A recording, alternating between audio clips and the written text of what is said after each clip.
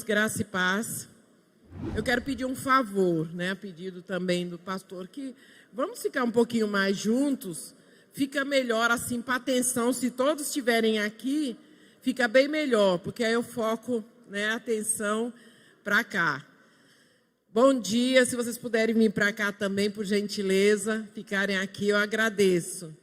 Fica melhor para a dinâmica da nossa aula, né? Graças a Deus por esse momento, por esse privilégio. Vou pedir aos irmãos que aí estão, que possam se assentar para que possamos iniciar a nossa aula. Os queridos que aí estão, vamos nos assentar, nos acomodar, né, para poder estudar a palavra do Senhor.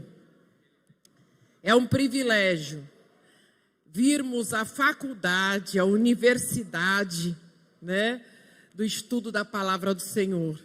Como eu já venho dito em aulas anteriores, é importantíssimo que participemos da escola bíblica, porque aqui nós estudamos, e quando o momento da pregação vem, tudo aquilo que a gente estudou se torna bem mais fácil da gente compreender a mensagem. O Espírito Santo traz à nossa memória aquilo que nós aprendemos, os contextos, quem falou, onde disse, onde morava, por que aquela pessoa era daquele jeito, porque nós estudamos na EBD. E aí, quando nós ouvimos a palavra do Senhor, o Espírito Santo traz à nossa memória e o entendimento então flui, porque a gente já entendeu o contexto todo.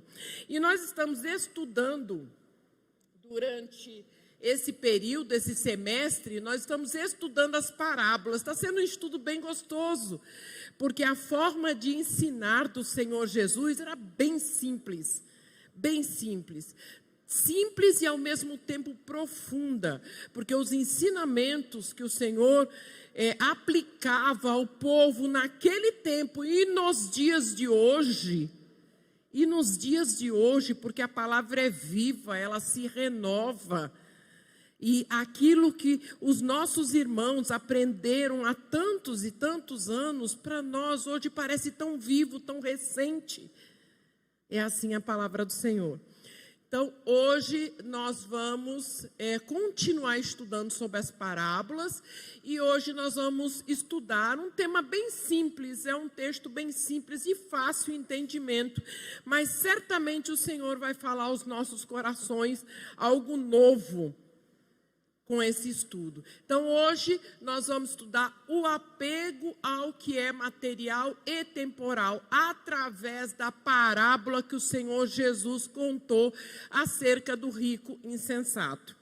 Tá bem? Mas antes de tudo, não há como estudar e entender a palavra se a gente não rogar ao Espírito Santo que nos ajude, nos socorra, tenha misericórdia de nós e nos faça entender, abra o nosso entendimento. Então, vamos nos aquietar e orar ao Senhor, pedir a direção do Espírito Santo para o nosso estudo dessa manhã. Querido Deus, amado Pai, Deus Todo-Poderoso, muito obrigado, Senhor, por tudo que o Senhor já falou aos nossos corações na manhã de hoje, pela Tua palavra ministrada pelo Teu servo, pastor da nossa igreja. Ó Deus, pelo momento rico de participar da Tua Santa Ceia, Senhor. Continua falando aos nossos corações, porque nós necessitamos, nós carecemos, Senhor. Como o louvor diz, nós estamos perdidos, Senhor. Não for o Senhor nas nossas vidas. Deus, nós queremos aprender mais de Ti. Senhor, nós queremos o alimento vivo para as nossas vidas, para que possamos andar em santidade, até que Maranata, o Senhor, venha nos buscar. Ó Deus, nos ajuda, Senhor, na manhã de hoje, com o estudo desta parábola que o Senhor mesmo ensinou. Nos ajuda a compreender e aplicar as nossas vidas, Senhor, da forma que o Senhor quer que compreendamos. Usa-me, Senhor, como instrumento, Senhor, de ensino nesta manhã, e que não seja eu a falar qualquer coisa, porque de mim não há nada, mas que seja o Senhor a ensinar ao meu coração e aos meus irmãos que aqui estão. Nos abençoa, Senhor, é o que nós te pedimos na pessoa do nosso Senhor Jesus Cristo. Amém. Então, vamos lá. Deixa eu posicionar aqui para a gente começar, então. O texto que nós vamos estudar está em Lucas 12.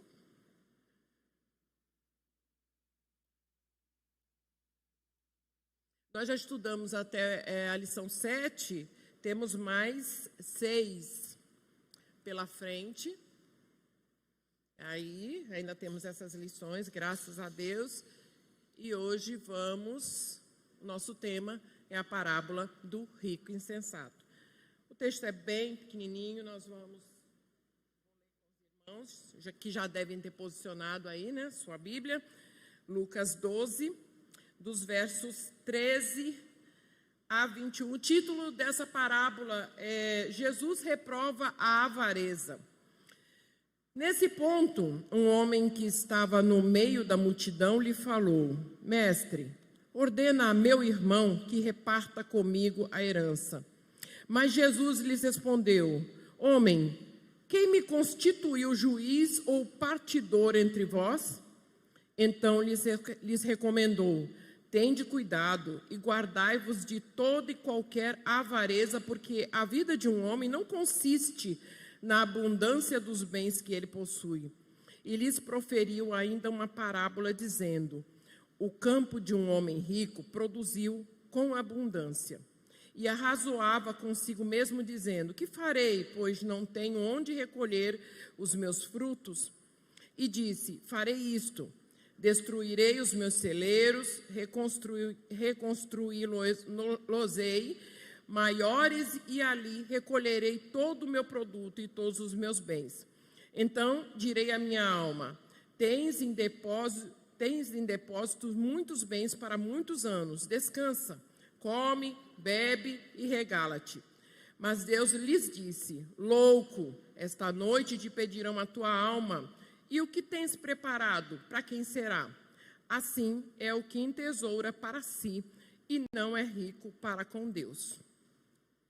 A própria parábola já fala por si, né? O que nós vamos estudar. A parábola é simples, um texto.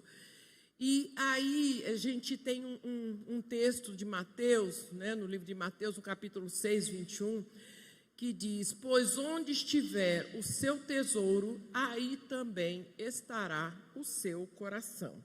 Bem claro para a gente que muitas vezes a gente coloca o nosso coração em determinada coisa, em determinado objetivo, e que não está de acordo com a vontade de Deus. E ali esse texto, ele fala muitas vezes o apego aos bens, ao status, ao poder, à notoriedade. Muitas vezes isso aí toma o lugar que deve ser consagrado, que deve ser guardado, que deve ser dedicado a Deus, nosso Pai. Então, as recomendações, o texto bíblico, antes da gente passar para as lições, eu queria fazer uma introdução. Nesse texto, nós lemos, através desse texto, um alerta grave contra uma das piores seduções que se encontra no século 21. O materialismo. A gente já vê brotar nos pequeninos o desejo de consumir, o consumismo. Às vezes o quarto está cheio de brinquedos. Tem brinquedo na caixa ainda, guardadinho. Mas a criança sai, ela quer mais. O jovem, o adolescente, o adulto, o homem e a mulher. É o desejo de ter mais, de possuir mais. Essa busca de ter leva muitos a uma forma obcecada de passar a vida. Passa a vida toda juntando tesouros, juntando coisas, né, que a gente olha e não tem valor algum para nós nessa terra. Eu quero fazer um parênteses, que nós vamos tratar sobre isso, mas a gente não quer dizer que ter uma boa condição de vida, que você ter um conforto, que isso seja pecado. Não é sobre isso que nós estamos falando. Nós estamos falando sobre a obsessão de querer ter, de possuir, de demonstrar as posses que tem, de exibir, né, aquilo que tem, de estar sempre mudando, se atualizando. Eu conheço pessoas, não muitas, mas eu conheço algumas pessoas que passam a vida investindo na sua apresentação pessoal. Surgiu algo de novo, de moda, a pessoa tem que estar, porque senão ela não vai se sentir bem, ela não está adequada ao que a sociedade está pregando. Precisa comprar, ou é um eletrônico, ou é uma roupa nova que está usando, uma moda, uma bolsa, um calçado. É o ter, é o possuir. Às vezes o que você tem é suficiente. A minha irmã mudou daqui para São Paulo, retornou, né, para a nossa terra, e ela começou a dar tudo. Porque disse que não queria levar muita coisa. E ela me falou algo que eu sei que isso é realidade. Ela disse: Célia, eu achei tão interessante que eu levei só comigo 2 toalhas de banho, 2 conjuntos de lençóis, e foi dizendo, tudo assim, na medida. Nossa, como é tão bom, você usa um, lava, bota o outro, não faz volume, não tem dúvida no que vai usar. Então ela começou a falar, e eu achei interessante como a gente consegue sim viver com o básico satisfatoriamente.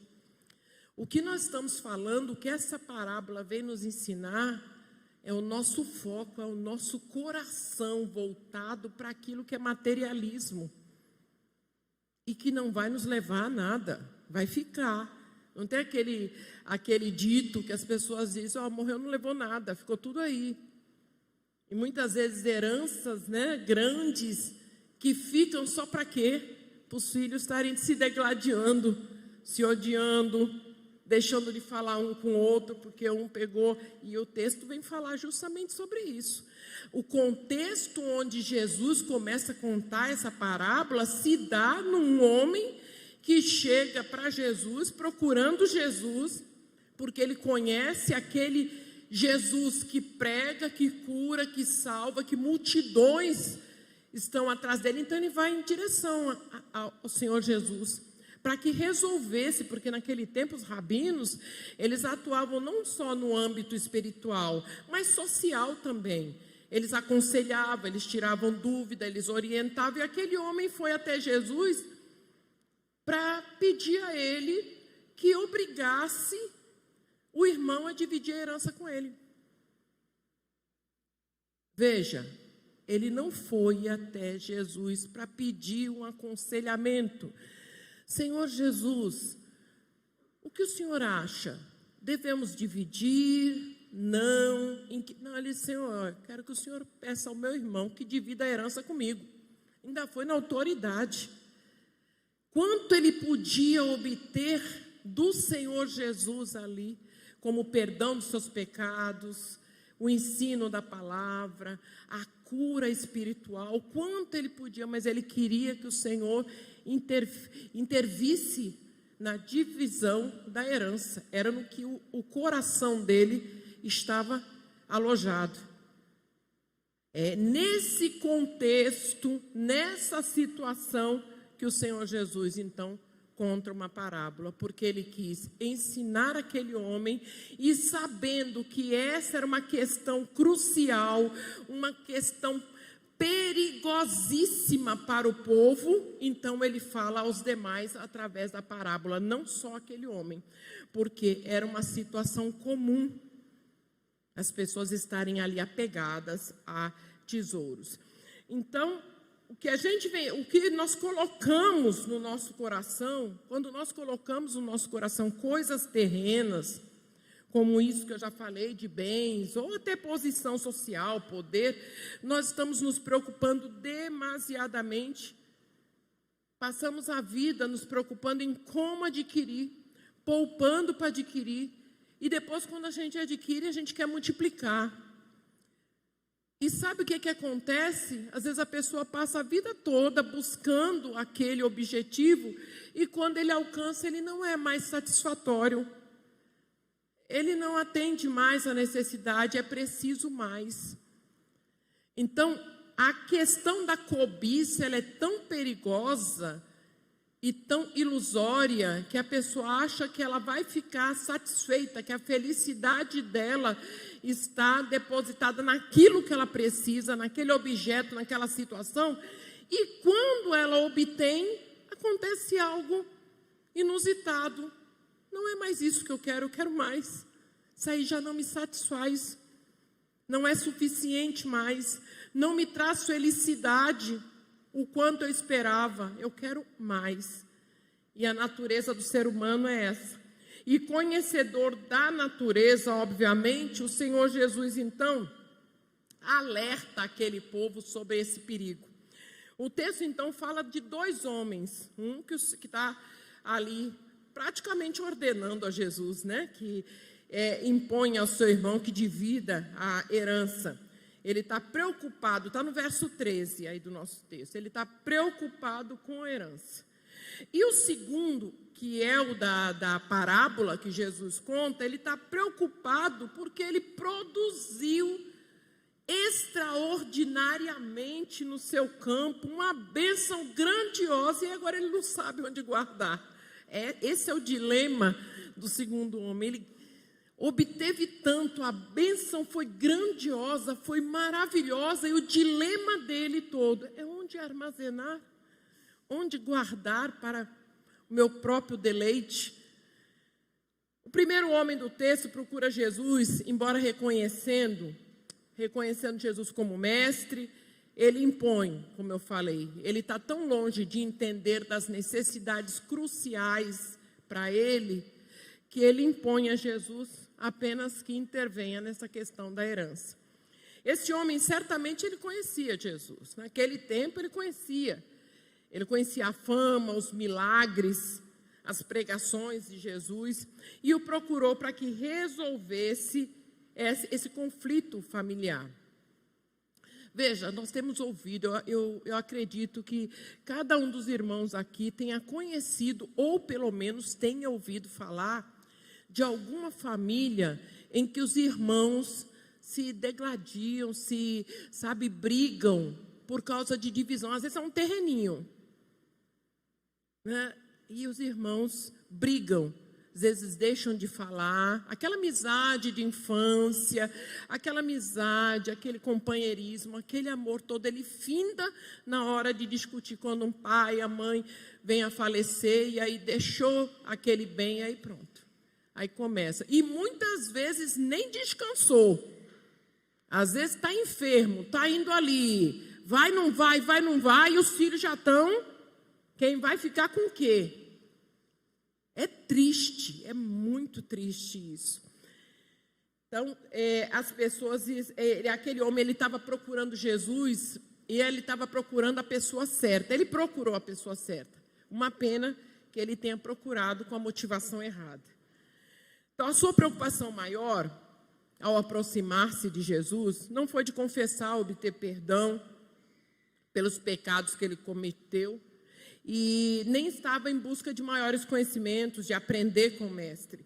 Ele aproximava-se por interesse, ele queria usar Jesus a fim de obter o que ele queria, metade da herança do irmão.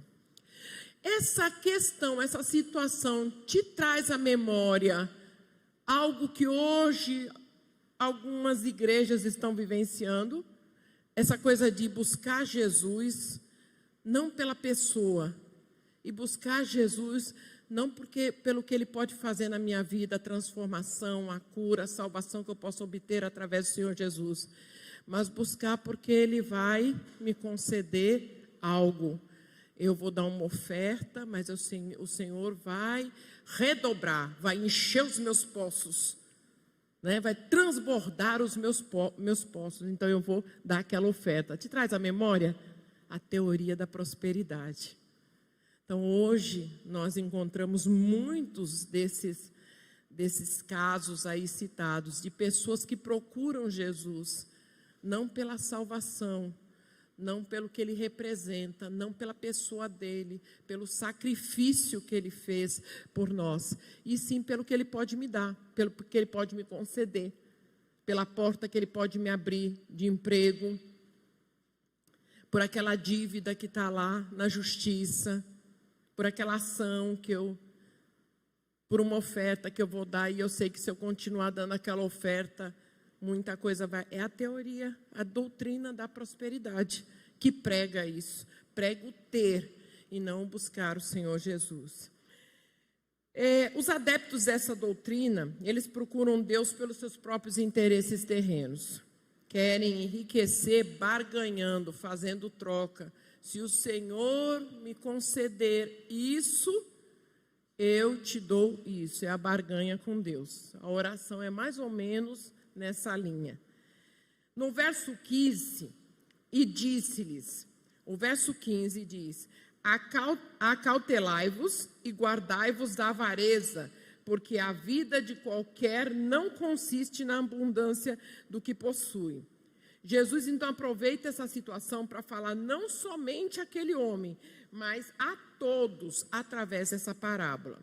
O alerta ao povo fala acerca do perigo da cobiça, do querer ter mais. Cobiça é um desejo incontrolado, insaciável, ilusório também, de obter mais e mais. Charles Spurgeon, ele diz que o coração cobiçoso não se contenta com o que tem, e mesmo que tivesse, que obtenha, o que a cobiça ainda assim faz é com que o coração deseje mais. Esse é o perigo que o Senhor Jesus está nos alertando, alertou aquele povo com a parábola e está nos alertando na manhã de hoje, para que pensemos sobre isso.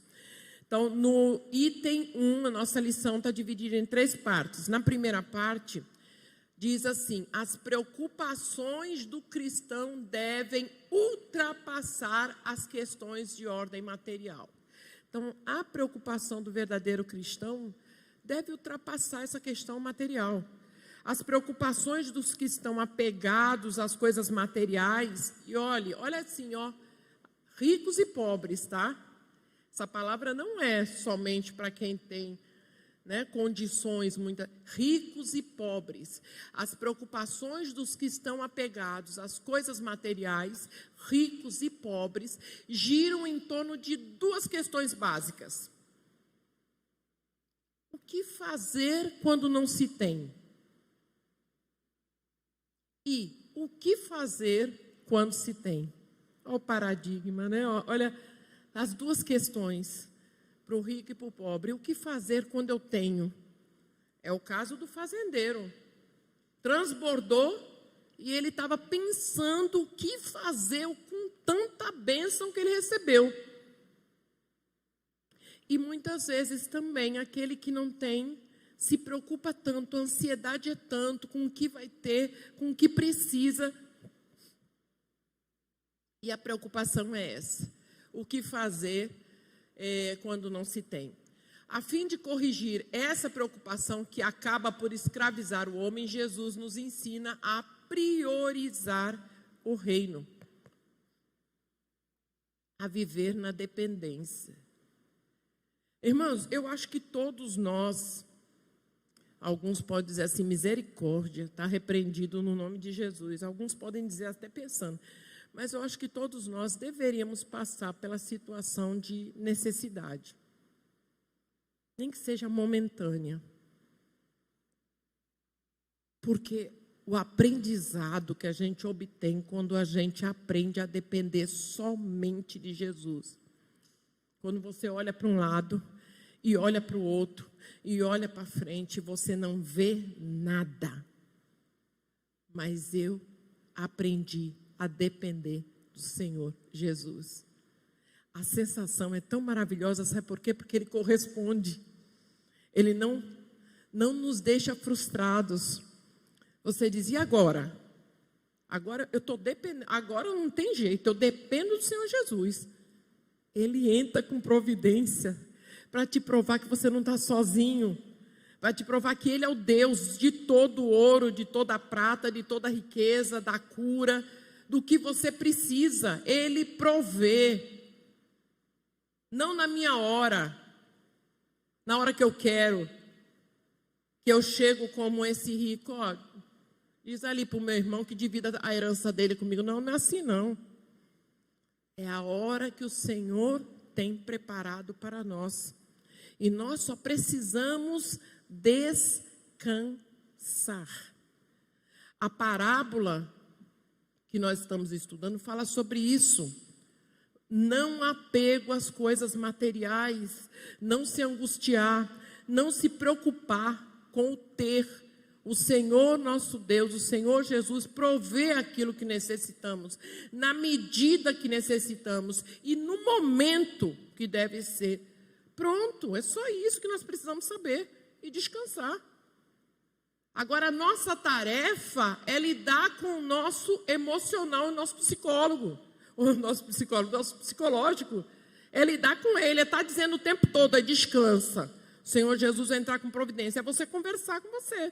Dizer, descansa, eu sei que ele vai entrar com providência. Aí bate aquela ansiedade, se aquieta, o Senhor vai entrar com providência. Esse é o nosso trabalho, só descansar no Senhor. Deixa eu ver se eu tenho aqui algum comentário. Tem. As nossas necessidades não se resumem a coisas materiais. Nós necessitamos de muito mais. Coisa material é algo pequeno. Nós necessitamos de muito mais. A nossa condição de vida eterna é muito maior. E nós precisamos ter o foco justamente nessa questão. Os recursos espirituais podem suprir as necessidades materiais. Quando nós estamos plenamente confiantes no Senhor, os recursos materiais, eles se ajustam, eles suprem. O que a gente pensava que não ia dar ou resolver, acaba sendo porque nós estamos supridos das necessidades espirituais. Mas o contrário não acontece. As materiais não vão suprir as nossas necessidades espirituais, entendem? As espirituais, elas suprem sim as materiais. Elas suprem na hora certa. Agora, as materiais não vão suprir as nossas espirituais. Quantos casos nós vemos de pessoas ricas, poderosas, que desfilam para lá, tem a garagem cheia, uma garagem maior do que essa, com carros antigos, tantos quanto não dá para sair com um ou outro quando quiser, de cores variadas. Mas isso não vai prover a sua salvação. Não vai. Nós não estamos falando aqui de salvação através de obras. Nós estamos falando aqui de salvação através do sangue de Jesus vertido na cruz por nós. Isso é mais precioso, isso é maior, isso é mais valioso do que qualquer bem terreno. Disse Agostinho: vós ricos, o que tendes quando não tendes a Deus? É uma pergunta. Vós ricos, o que é que você tem quando você não tem Deus? Se você não tiver Deus, o que é que você tem? Sendo rico? Nada. Vós ricos, o que tendes quando não tendes a Deus? E vós pobres, o que você não tem? Diz de outra forma, né? O que não tendes quando tendes a Deus? E pobre, o que é que você não tem quando você tem Deus? Tudo. O rico, veja que o rico, ele tem tudo que ele necessitar. Mas se ele não tem Deus, ele não tem nada. Já aquele que não tem as condições, o que é que você não tem tendo Deus? Eu tenho tudo. Tudo, eu tenho alegria de vida, né? É assim que uma pessoa, muitas vezes a gente conhece uma pessoa que é tão simples, recebe um salário, às vezes para sustentar uma família inteira, e você fica pensando, meu Deus, com o meu salário, eu faço as contas, isso, estico aqui, o meu salário é bem maior, eu tenho dificuldade, e essa pessoa sustenta a casa toda, os filhos todos, e vive rindo assim, brincando, alegre, porque com Deus ele tem tudo, não lhe falta nada, tudo que ele precisa. Vivemos uma cultura que prega que você somente será plenamente feliz se você possuir bens. A nossa sociedade diz isso. Só vive feliz quem tem bens, quem possui marcas, títulos, imagem. Aí você será plenamente feliz. Essa é a sociedade. Mas Jesus está alertando para uma incoerência e ensinando que a sua felicidade não depende de coisas materiais que você possui. Pelo contrário, esse apego que nós mostramos ali, onde está o teu coração, aí está o teu tesouro, esse apego aí nas coisas materiais pode nos levar à destruição eterna. É importante que a gente comece, se já faz, a desvincular e desligando um pouco disso, buscando mais o reino do que as coisas desse mundo. Porque quando a gente parte, fica tudo. Sexta-feira nós tivemos uma notícia triste, não é? É uma pessoa que não faz parte do nosso... Mas a gente vê jovem, quando a gente vê um jovem partindo de uma situação tão abrupta, a gente, de alguma forma, sente, né? E aí, tanto o que se levou. É nisso que nós precisamos pensar. Hoje nós estamos aqui. Amanhã, se o Senhor assim desejar, se aprover ao Senhor, poderemos não estar. O texto lá no final diz, louco. Louco, nos chama de louco. Por quê? Quem é o louco? É aquele que não entende, que não tem discernimento. O louco é aquele que não tem esse discernimento do que é o correto e o que não é. E nós precisamos pensar nisso. No que nós estamos fazendo hoje, ao invés de estar correndo para ter, o que nós estamos fazendo hoje para buscar o Senhor, para buscar estar preparado para a vinda do Senhor Jesus. O nosso pastor hoje falou, alegria, vamos dizer com alegria, Maranata, a hora vem o Senhor Jesus, nós precisamos estar felizes, trabalhando para isso, buscando. É essa a realidade do cristão, do verdadeiro cristão. Se não for essa, a gente tem que começar a pensar, tem alguma coisa errada aí. Como cristão, nós precisamos pensar sobre isso. Então, o item 2, vamos recapitular, tá? A primeira parte da lição está falando sobre as nossas preocupações demasiadas e que elas não devem ultrapassar o espiritual. As nossas preocupações não podem, as nossas preocupações, refazendo, né, a forma que eu estou falando, as nossas preocupações não devem ser no âmbito material, e sim estarmos preocupados com a nossa questão espiritual. A primeira parte da nossa lição está falando sobre isso. A segunda, ela está falando sobre as posses, as possessões do cristão devem ultrapassar a satisfação das questões de ordem pessoal. Como assim? O medo do rico da parábola era o de perder a grande colheita, por falta de celeiros. Não pensou nos pobres, nos órfãos, nas viúvas, nos necessitados, na causa de Deus. Os bens que Deus confia aos homens devem suprir não só suas próprias necessidades, mas também as necessidades dos que vivem na pobreza. Então, veja, olha o desespero, ouça o desespero desse cidadão.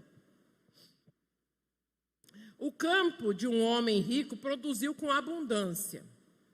Se produziu com abundância, Deus mandou chuva, né? Mandou sol, o terreno estava fértil, né? Então ele foi abençoado por Deus. O campo dele produziu com abundância. E arrazoava consigo mesmo. Então ele estava ali questionando, matutando, como diz o matuto, pensando sobre essa situação. Então ele arrazoava consigo mesmo, dizendo, o que eu vou fazer? Que farei? Vou falar do meu jeito, tá? O que eu vou fazer? Porque eu não tenho onde guardar o fruto, o resultado da minha colheita. Olha a questão dele, a preocupação dele. O que eu vou fazer? Eu já sou rico, já sou abastado, eu sou um rico fazendeiro. Esse ano foi uma colheita extraordinária, Deus abençoou a vida dele. E o que eu faço com tudo isso? Eu não tenho nem lugar para guardar. Então, ele diz assim, que farei, pois não tenho onde recolher os meus frutos. O dilema dele é onde guardar. Quantas vezes, né, a gente compra coisas sem necessidade, roupas, calçados, vai olhar, não tem nem lugar para guardar roupa. Disse, onde eu vou guardar isso? Do mesmo jeito, ele estava aqui preocupado. O dilema dele era esse, onde guardarei? E disse, aí ele começou, ele próprio, a trazer a solução para o dilema dele. Eu vou fazer isso, eu vou destruir os meus celeiros, que são pequenos, deve ser, para poder reconstruí-los maiores, e eu vou recolher todo o meu produto e todos os meus bens. E aí eu vou ficar descansado, porque eu vou ter guardado os meus bens por muitos anos, não vai ficar fartura aí, né, triplicando. No próximo ano ele vai plantar de novo, aí vai ficar triplicando, aí eu vou descansar, vou comer, vou beber, né, e vou ficar em paz. É isso que ele estava pensando.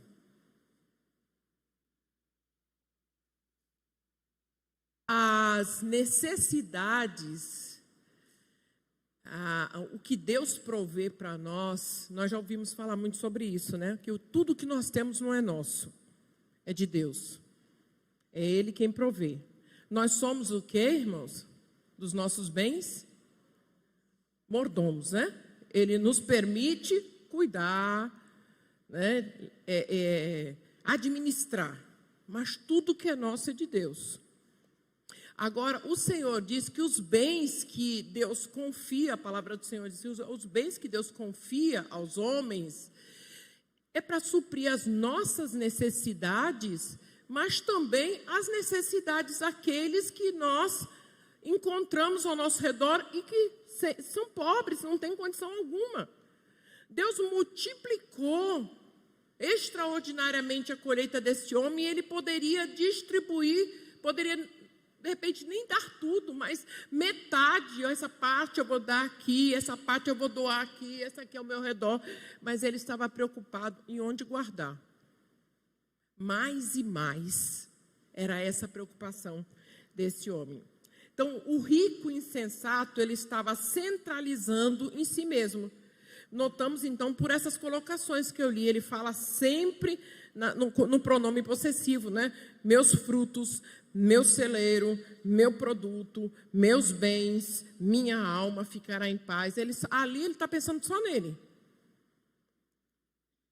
Veja, ele já era rico. Ele teve as riquezas dele duplicadas. Isso aconteceu porque Deus abençoa ele. E quando Deus abençoa dessa forma, Deus está abençoando para a gente ajudar, para a gente socorrer, para a gente dividir. Não é para a gente guardar e só acumulando tesouros. A nossa mente pode dizer, sim, mas eu preciso guardar para os dias maus. Eu preciso guardar para render. Aí se fala muito nessas questões de bolsa, de investimentos, né? Preciso colocar lá esse dinheiro. Às vezes a gente está vendo um parente necessitando, às vezes a gente está vendo um vizinho que você está sabendo que está passando necessidade, está todo mundo desempregado, os filhos não têm o que comer, mas o nosso dinheirinho está lá rendendo. Um dinheirinho, um jurinho, né? E o nosso coração não se compadece para a gente tirar ali um pedacinho e ajudar e socorrer. A colheita dele foi tão farta que ele teria o suficiente para viver por vários anos. E isso deixou nesse dilema. Ele queria saber onde é que ele poderia guardar para o seu próprio bem-estar. O coração daquele homem rico não se importava com o semelhante.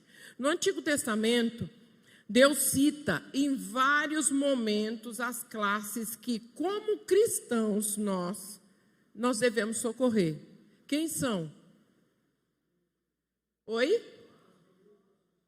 As viúvas, os órfãos, o estrangeiro, não é assim? O pobre, necessitado. O Senhor já disse aí, vocês têm que socorrer. São esses os meus filhos necessitados que eu te abençoo e a mim para socorrer. Então o Senhor já disse, essa é a religião pura e imaculada. Em Tiago 1:27 diz assim, a religião pura e imaculada para com Deus e Pai é essa, visitar os órfãos e as viúvas nas suas tribulações e guardar-se da corrupção do mundo. Essa é a religião pura, imaculada, visitar os órfãos, as viúvas. 1 João 3, no capítulo 3, 17, diz assim, se alguém tiver recursos materiais e vendo seu irmão em necessidade e não se compadecer dele, como é que pode permanecer nele o amor de Deus? Como pode dizer que é cristão? Como pode permanecer o amor do Senhor nele? Se ele tem recursos materiais e vê seu irmão necessitado. Em Efésios, no capítulo 4, 28, a gente está trazendo algumas passagens que reforçam o estudo dessa manhã. Fala sobre a inclusão em nosso planejamento. Olha, veja só, isso é interessante. É interessante porque eu confesso aos irmãos Eu nunca fiz isso, mas estou pensando seriamente sobre isso. Atentem a esse texto. Efésios 4, 28. O que furtava, não furte mais. Antes, trabalhe, fazendo algo útil com as mãos, para que tenha o que repartir com quem estiver em necessidade. Sabe o que esse texto está dizendo? Ele está dizendo que a gente precisa, na nossa planilha financeira, incluir um item.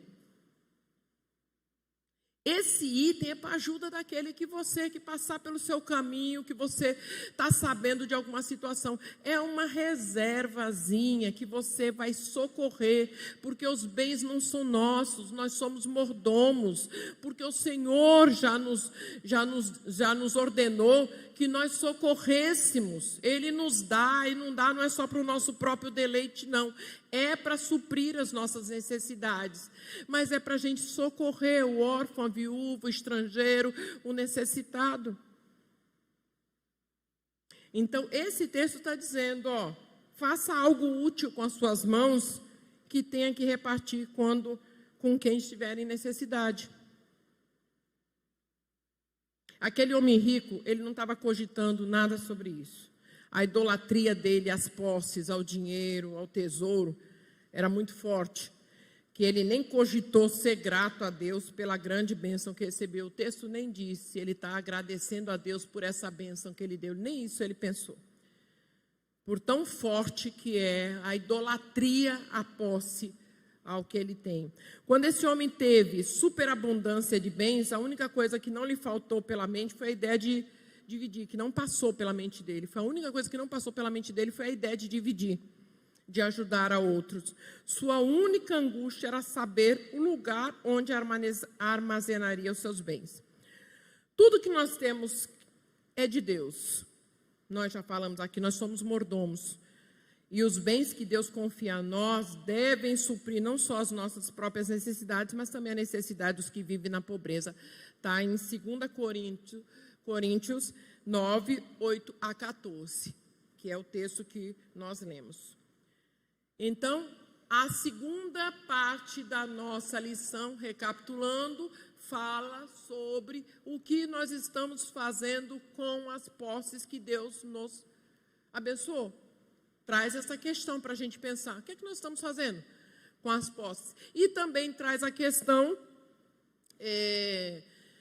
da gente pensar que o que Deus nos deu também é para socorrer aqueles que porventura estejam necessitados. E ainda dá uma sugestão de que, quem sabe, na nossa planilha a gente consiga um valor, cada qual com o seu tamanho, né?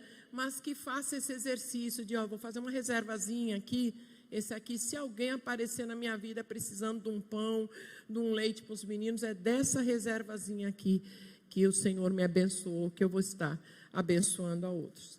Então, o nosso ponto 2 fala sobre isso. E vamos aqui para o ponto 3 da lição, né, que fala sobre as realizações do cristão devem ultrapassar as questões de ordem temporal. Então, essas realizações, elas devem ultrapassar a ordem temporal. Quer dizer, nós estamos pensando em coisas mais adiante, mas nós temos que pensar na eternidade, ultrapassar esse tempo de agora, do hoje, do amanhã, daqui a 1 ano, 5 anos. Não, a nossa preocupação, ela deve ultrapassar. Por isso, no texto, logo ao final, nós lemos esse trecho, essa frase que diz: louco, esta noite te pedirão a tua alma, e o que tens preparado, para quem será? Então, nós não sabemos quando o Senhor vai nos chamar. Então, nosso pensamento tem que ser o nosso planejamento a longo prazo, pensando no reino.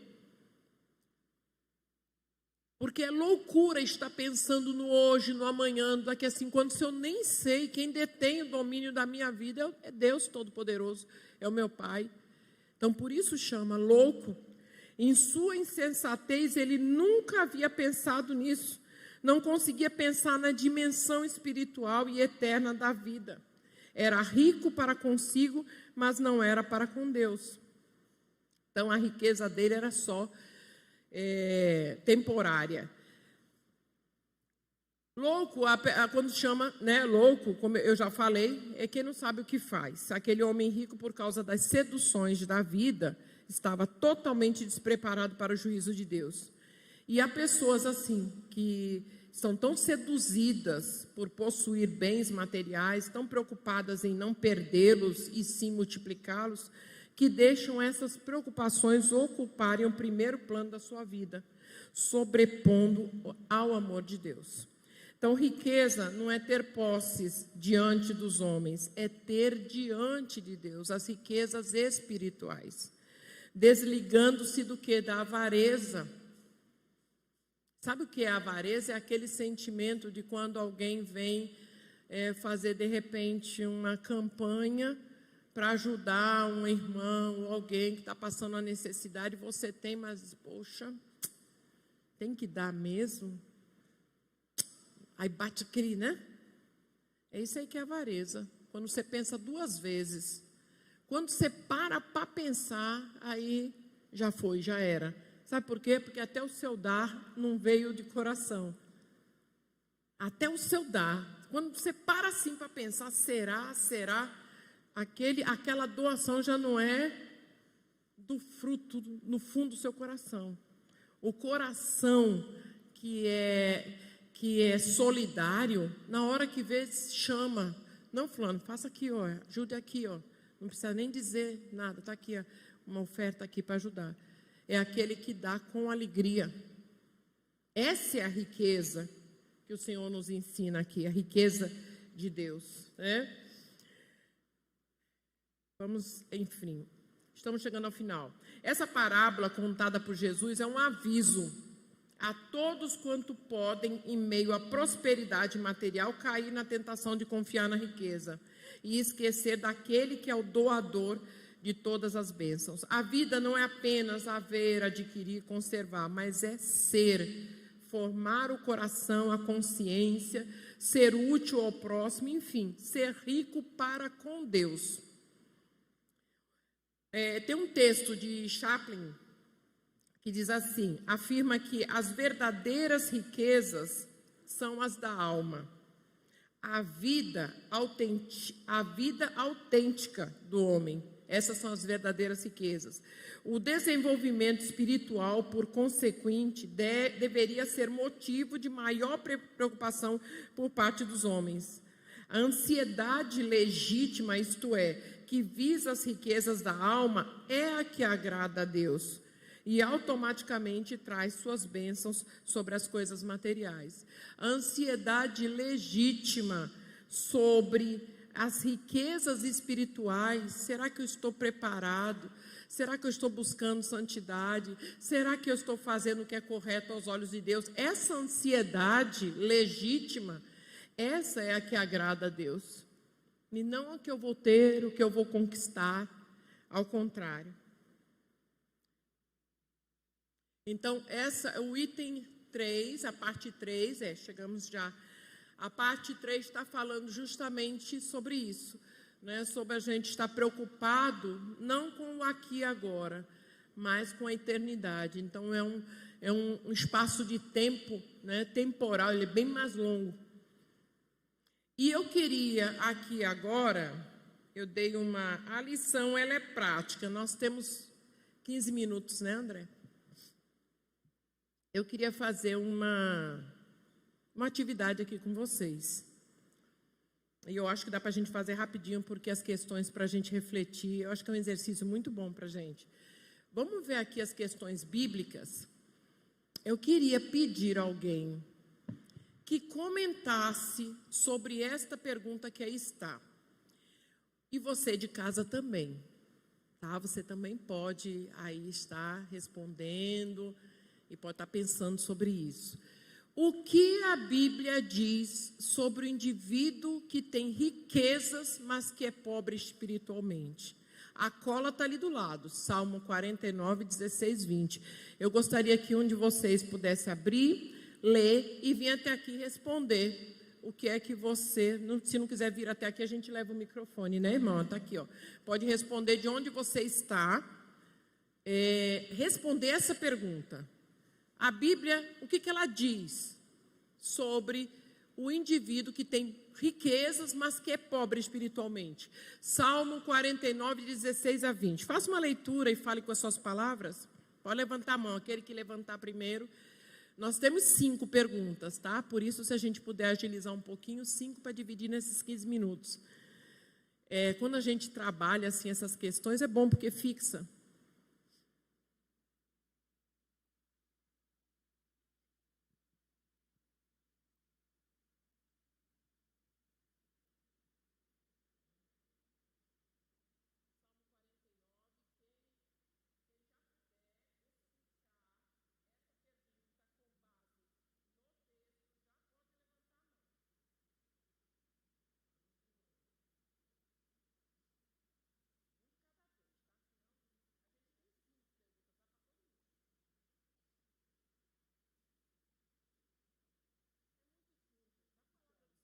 A palavra do Senhor é tão simples, né? Tão compreensível.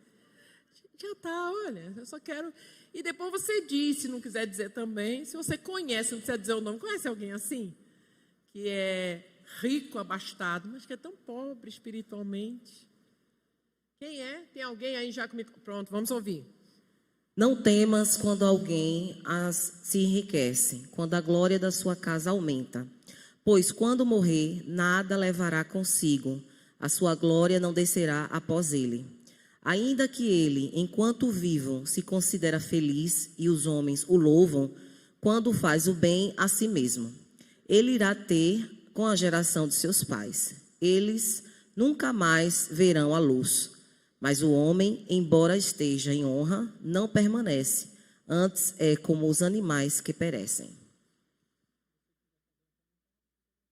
Aí agora você vai me responder. O que a Bíblia está falando, está dizendo aí sobre aquele que tem riquezas, mas que é pobre espiritualmente? Com suas palavras mesmo, na forma. Então, é isso, né? A gente tem que ter discernimento espiritual quando somos privilegiados, né, financeiramente, para saber como lidar com as questões da vaidade financeira, né? Porque não é fácil, a gente sim vai descer com as coisas que a gente tem e não olhar para o próximo. Eu sempre parto do princípio que, estamos em lugares diferentes, mas isso não significa que eu não posso ter compaixão daquela pessoa, né, que não tem o que eu tenho. Então, a gente às vezes fala, não dê esmola porque ele vai comprar drogas, alguma coisa assim. Mas muitas vezes a gente sabe que aquela pessoa não tem a menor condição, né, de estar no jogo social, para trabalhar no lugar formalmente, às vezes tem até antecedentes criminais, enfim, muito complicado. Então, a gente precisa ajudar mesmo as pessoas que mais precisam. Partindo desse princípio, né, que se você não ajudar, aquela pessoa não vai ter condições nem de sobreviver, nem de dar uma vida digna à sua família. Porque muitas vezes a gente tem tanto que às vezes a gente perde, né, a ideia do que o outro não tem nada, né? E eu penso também, às vezes, assim, a gente compra coisas tão caras, às vezes tem pena de dar alguma coisa para alguém que está precisando muito, né? Enfim, que a gente abra nossos olhos para ter essa sensibilidade, olhar as crianças nos sinais. As pessoas estão pedindo com mais amor. Obrigada, irmã. Alguém quer complementar? E o texto fala que a gente não vai levar nada, né, do que a gente está engavetando, né? Então, vamos abençoar outros. Certamente a gente conhece, né, alguém assim, que junta riquezas, mas espiritualmente, pelo falar, pelo testemunho, pelo agir, a gente já vê ali, o Senhor não está. A segunda pergunta: o que é que dá significado à experiência humana de comer, beber e gozar a vida? Como ele disse, eu vou comer, vou beber, vou gozar a vida. O que é que dá significado? Está em Eclesiastes, no capítulo 2, no verso 24 e 26. E também tem uma segunda pergunta aí. Há diferença entre gozar a vida e ser apegado ao que é material e temporal? Vamos ler Eclesiastes, que vai responder para a gente, e a gente só traduz, explica para os outros irmãos.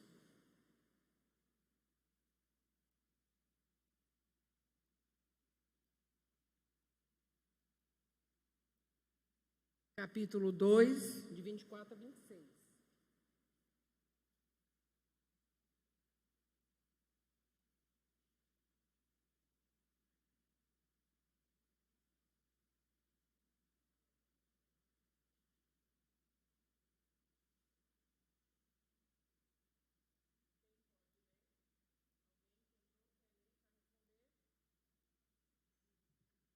Quem pode ler?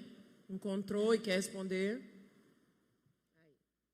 Eclesiastes 2, 24 a 26. Nada há melhor para o homem do que comer, beber e fazer que a sua alma goze o bem do seu trabalho. No entanto, vi também que isto vem da mão de Deus. Pois, separado deste, quem pode comer ou quem pode alegrar-se? Porque Deus dá sabedoria, conhecimento e prazer ao homem que lhe agrada, mas ao pecador que dá trabalho, para que ele ajunte e amontoe, a fim de dar àquele que agrada a Deus. Também isto é vaidade e correr atrás do vento. Eu acho que a gente esquece, a humanidade em geral está meio esquecida que a gente vai morrer um dia. Andamos meio esquecidos desse fato, verdade absoluta e certeza que nós temos. A gente não pensa que daqui a pouco a gente pode ir embora. De repente, estamos muito apegados a essa vida. E eu acho que a gente devemos ir desapegando aos poucos. Não é fácil desapegar de vez, né? Mas a gente pode fazer um esforço de a cada dia ir desapegando e colocando nossos pensamentos mais nas coisas do alto, nas coisas de Deus. E não ficarmos tão... como se aqui fosse tudo para sempre. Eu acho isso. Eu queria trazer só essa palavra, que a gente anda meio esquecido, que um dia a gente vai embora. Com certeza, né? Amém. Boa palavra, a gente lembrar disso que não somos, né?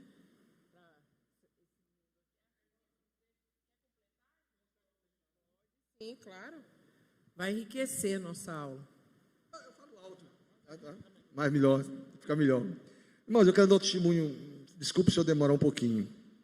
Mas a gente às vezes quer confiar muito no dinheiro e esquece que Deus é que está no controle da nossa vida. Eu tenho uma filha, minha caçulinha, hoje com 22 anos, ela nasceu com uma síndrome raríssima, chamada Schwartz-Schultzen. E quando ela tinha 6 anos de idade, essa síndrome provocou a ela uma grande dor de cabeça e o médico disseram, olha, ela tem que fazer uma cirurgia urgente, senão essa menina vai ficar com retardamento mental e vai morrer. E pior é que só tinha 2 médicos no Brasil que faziam essa cirurgia craniofacial.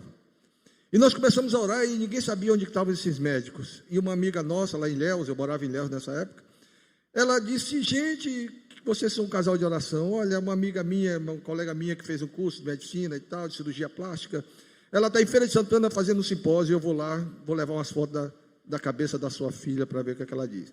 Resumindo, ela levou essas fotos, a médica disse, oh meu Deus, essa menina devia ter feito essa cirurgia desde 2 anos de idade. E aí ela marcou 2 vezes essa cirurgia em São Paulo. Ela disse, olha, eu sei que eu não posso ir lá em Ilhéus, então manda eles virem aqui em São Paulo que eu faço essa cirurgia para eles de graça. E eu digo, oh, que bênção, pronto. Só que essas 2 marcações não deu certo, não tinha UTI. Aí Deus tocou no coração daquela médica, ela disse, olha, falou para essa amiga nossa, diga para esse casal que se eles puderem pagar, aí vem um dinheiro. Uma passagem de volta, ele é o Salvador, São Paulo, Salvador, Salvador, São Paulo. E 3 dias de hotéis eu vou fazer essa cirurgia para eles de graça em Salvador. Aí eu disse, bênção, pode confirmar. Tirei o empréstimo, paguei a passagem dela e de volta, paguei os 3 dias de hotel, escolhi um hotel caríssimo. Mas uma semana antes da cirurgia da minha filha, eu cheguei sexta-feira, era no sábado da semana seguinte, eu cheguei no meu escritório lá onde eu trabalhava, e Deus falou no meu coração, eu tinha um plano de saúde, era o melhor plano de saúde que até hoje eu acho que tem no Brasil, chamado CACI, Banco do Brasil. E aí Deus falou no meu coração, quando eu cheguei 2 horas da tarde, liga para CACI, liga para CACI. Eu disse, não, meu Deus, já está tudo certo, já mandei todos os relatórios para CACI, para o Hospital de Salvador, onde vai ser a cirurgia, mas aquela voz insistindo, liga para CACI, eu liguei. E aí quando eu ligo para a CACI disse, não tem nenhuma cirurgia marcada de Ana Carolina aqui na próxima semana. Mas como, senhora? Não, é porque o Hospital de Salvador não mandou relatório, não sei o quê. Liguei para o Hospital de Salvador, resumindo, o hospital não, nós mandamos sim. É porque fica criando esses problemas, não sei o quê. Liguei para uma médica que era intermediária nossa em Salvador, e essa médica disse: Adilson, venha para cá, para Salvador, porque você vai ter que entrar nas pequenas causas. Eu disse: meu Deus do céu. Fui para Salvador. Irmãos, eu podia ter viajado no sábado ou no domingo, mas eu viajei na segunda, sabe? Porque Deus tinha um controle. E aí eu fiquei tão abatido que eu já ia me embora nessa mesma sexta-feira à tarde. Mas um irmão em Cristo Jesus, hoje ele é pastor, ele está em Vitória da Conquista. Quando eu fui saindo, ele olhou para a minha cara e disse: rapaz, que cara é essa? Minha cara de crente, você está muito abatido. Eu contei para ele: rapaz, aconteceu isso, eu estou indo para casa orar com minha esposa. Ele disse: não, vamos voltar para a sua sala que Deus tem uma palavra para você. Olha como Deus trabalha na sua vida. E quando chegamos ali na minha sala, ele abriu em João capítulo 14, versículo 1. Não se turbe o vosso coração, credes em Deus, credes também em mim. E ele foi até o versículo 13, que diz: e tudo quanto pedis em meu nome, crendo, eu vos farei, para que o Pai seja glorificado do Filho. E ali nós choramos e oramos. Eu não sei quantos minutos, quantas horas eu passei ali naquela sala orando. E eu não fui mais para casa. E segunda-feira eu viajei para Salvador. E quando eu chego em Salvador, conversei com a doutora Ana, a médica. Ela disse: Adilson, já são 4 horas da tarde, hoje não tem mais pequenas causas. Amanhã de manhã vá lá no shopping Jardim, perto da Igreja Universal ali, aquela igreja Guatemi, shopping Guatemi. E eu fui 7 horas da manhã. Mas, irmão, não me saía da minha cabeça a palavra de Deus que dizia: não se turbe o vosso coração, e tudo quanto perdis em meu nome. Durante toda a viagem, quando eu cheguei naquele shopping, veio uma senhora com uma senha, e eu olhei para os olhos daquela mulher e disse: em nome de Jesus, minha situação é essa. Ela disse: meu senhor, problema de saúde, plano de saúde, não precisa ter senha. Me levou para uma sala, colocou um advogado na minha frente, e o advogado disse: pois não. E eu disse, olhei nos olhos dele e disse: em nome de Jesus. E aí comecei a falar da situação. Ele disse: você trouxe o seu contrato? Eu disse: não. Ele disse: rapaz, eu sinto muito, mas vai ter que ter o contrato para o juiz olhar se você tem direito ou não à cirurgia. Eu disse: meu amigo, eu tenho, é da Cassi e tal. Ele disse: não adianta, porque se eu levar esse processo para o juiz, ele vai arquivar. Eu disse: rapaz, vai em casa, pega lá o contrato e vem. São 7h30, 8 horas da manhã. Eu disse: rapaz, eu moro em Ilhéus. Ele disse: eu sinto muito. Aí ele disse: você tem celular? Eu disse: tenho. Liga para um amigo meu aí que é advogado, pode ser que ele lhe ajude. E aí eu liguei para esse advogado, e, meu amigo, em nome de Jesus, só falando em nome de Jesus. Aí ele disse: rapaz, se você está indo a pequenas causas, não está sendo resolvido, se eu te levar para uma... Aí que não vai ser resolvido mesmo, desculpa aí, viu, professora? E aí ele disse: você está onde? Eu disse: eu estou aqui no Iguatemi e tal. Ele disse: rapaz, não tem Igreja Universal do Reino de Deus aí do lado? Eu disse: tem. Ele disse: rapaz, bem do lado tem um cartório de pequenas... cartório não, um ofício de pequenas causas, né? Tribunal de Justiça aí de pequenas causas. Vai lá ver se você tenta falar com o juiz. Olha como é que Deus faz. Irmãos, quando eu cheguei naquele lugar, tinha uma menina no balcão, eu olhei para ela e falei assim: em nome de Jesus, minha situação é essa. Ela disse: olha, eu também sou crente em Cristo. Eu digo: amém, já estamos em família. Ela disse: não diga que foi eu que falei não, mas você vai subir aquela escada, vai encontrar uma mulher assim, ela que pode lhe encaminhar para o juiz. E eu subi naquela escada e tinha uma senhora atrás de uma mesa sentada, e eu falei: em nome de Jesus, minha senhora, minha situação é essa. E ela disse: sente aí, eu tenho uma notícia triste para lhe dar. A juíza oficial dessa justiça tem 3 dias que morreu. Eu disse: meu Deus do céu. Aí ela disse: pois é, a doutora Sônia morreu. Eu disse: meu Deus, doutora Sônia Maron morreu, ninguém me falou nada. E ela disse: Sônia Maron? Aí, quem é Sônia Maron? Era uma juíza que tinha em Itabuna, quando eu morava em Ilhéus. Era uma juíza que gostava muito da gente, chamava a gente de afilhado, a gente chamava ela de madrinha. E ela foi para Salvador, que ela já estava para se aposentar. E quando essa mulher disse: doutora Sônia morreu, eu disse: meu Deus, doutora Sônia Maron morreu. Ela disse: não foi doutora Sônia Maron, foi doutora Sônia Rocha. Olha como é que Deus faz. Ela disse: foi doutora Sônia Rocha. Mas você conhece a doutora Sônia Maron? Eu disse: conheço, contei essa história para ela, de doutora Sônia Maron. Eu disse: eu sou agente da Polícia Federal, minha senhora, eu fiz segurança para ela, policiais civis tentaram matá-la lá em Itabuna, e eu dormi várias vezes na casa dela para dar segurança. Ela disse: você não vai acreditar. Olha como é que Deus faz. O juiz que ficou substituindo a doutora Sônia Rocha, que morreu, ele teve um congresso agora nos Estados Unidos, e ele falou para o diretor aqui disse: doutor, eu vou viajar, arranje uma pessoa para me substituir. Ele disse, não, tente aí. E ele entrou em contato com essa doutora Sônia Maron. E a doutora Sônia Maron disse, eu não gosto de pequenas causas, por isso eu não vou poder lhe ajudar. E ele entrou em contato com outro juiz, ninguém queria ficar a semana toda no lugar dele. Sabe o que ele fez? Ele fez assim, cada dia da semana, ele escolheu um juiz para ficar no lugar dele.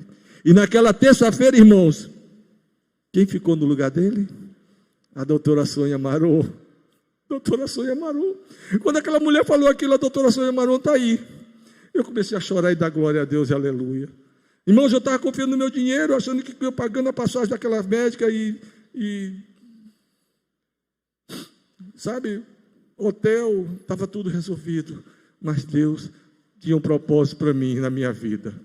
Me mostrar pela fé que eu tinha que crer somente nele. E quando ela disse que a doutora Sônia Maron estava ali, eu comecei a chorar e dar glória a Deus e aleluia dentro daquela sala. E ela foi lá, falou com a doutora Sônia Maron, a doutora Sônia Maron mandou me chamar. E aí, ela estava numa audiência, mandou suspender a audiência e disse, olha, isso aqui é meu afilhado, me abraçou e eu disse, doutora Sônia Maron, em nome de Jesus, minha situação é essa. Resumindo, 4 horas da tarde saiu minha sentença, no sábado minha filha fez a cirurgia e hoje ela está com 22 anos, viva, uma bênção. Amém. Porque só Deus é que faz isso. Glória a Deus, nós precisamos acreditar na palavra de Deus, confiar em Deus, irmãos, não em dinheiro, não em bens materiais, mas em Deus. Obrigado, meu professor. Isso mesmo. Obrigado, desculpa. As bênçãos, os milagres acontecem dessa forma para que a gente entenda que Deus é Deus. Muitas vezes a gente desperdiça, entre aspas, a graça do Senhor porque nós não confiamos, nós vacilamos. Mas Deus opera desta forma, de forma extraordinária, para que nós entendamos. Bom, nós estamos com o tempo já um pouquinho avançado, mas o testemunho foi valioso, foi abençoador, e eu quero deixar essa reflexão para que a gente fique, como diz o Matuto, matutando hoje de tarde, matutando espiritualmente. A reflexão é o apego às coisas materiais. É um problema apenas de ricos ou atinge os pobres também? A segunda questão, você já sentiu dificuldade em desapegar-se de bens terrenos em favor daquele que é o doador de todas as bênçãos? Então, que nós possamos fazer essa reflexão, pensar sobre isso, e pedir, rogar ao Senhor que esteja transformando o nosso coração, para que o nosso coração não esteja em tesouros que não sejam os que o Senhor tem para a nossa vida, da glória eterna. E eu quero finalizar, aproveitando que o nosso pastor está aqui, pedir a oração dele de encerramento dessa aula, agradecer ao Senhor por essa instrução, dizer também, ressaltar que nós não podemos alcançar a salvação porque nós fazemos o bem, porque nós doamos, e isso precisa, a salvação é por Cristo Jesus, pelo sangue vertido na cruz, e é por essa fé, porque cremos nele, é que nós socorremos o pobre, a viúva, o necessitado, é porque somos cristãos. Amém, que bênção, que palavra. Eu quero testemunhar também da alegria de ouvir mais uma vez o testemunho de Adilson, saber dessa aula maravilhosa, os milagres que Deus tem feito, não é, professora Célia? Amém. Agradecer por tua vida e pelo culto de ações de graças que vamos fazer pela bênção na tua vida. Você já contou essa bênção aqui? Ainda não? Então, é uma bênção especial que a professora recebeu, a sua aposentadoria, uma vitória, um milagre assim também. E também eu quero registrar a gratidão de ter conhecido mais de perto Cristina Valadares. Fique de pé, Cristina Valadares. Um testemunho tremendo, vivo do poder de Deus. Cristina é a sogra de Cleidson, a mãe de Itajaci. Obrigado, Cristina. Também eu quero registrar, eu vou orar, viu? Mas os nossos visitantes, os nossos irmãos de Goiânia, por favor, fiquem de pé. Eu não gravei, eu só sei o nome de Simone. Simone ali, o esposo com a netinha no colo. E o casal, fique de pé, por favor, também. Então eu já deduzi que você e Adilson são colegas. Adilson do testemunho da Polícia Federal. E vocês são colegas, se entendam, tá bom? Deus abençoe. Outros visitantes, nós vamos orar. Senhor Deus e Pai, graças te damos por esta aula maravilhosa. Graças te damos por esta classe abençoada. Graças te damos, ó Deus, pela nossa professora Célia Regina. Graças te damos por cada aluno aqui, de uma forma especial pelo testemunho que acabamos de ouvir do nosso irmão Adilson Duarte. Graças te damos pelos visitantes, ó Deus, os nossos queridos irmãos que tu trouxeste de Goiânia, de Brasília, para estar aqui conosco.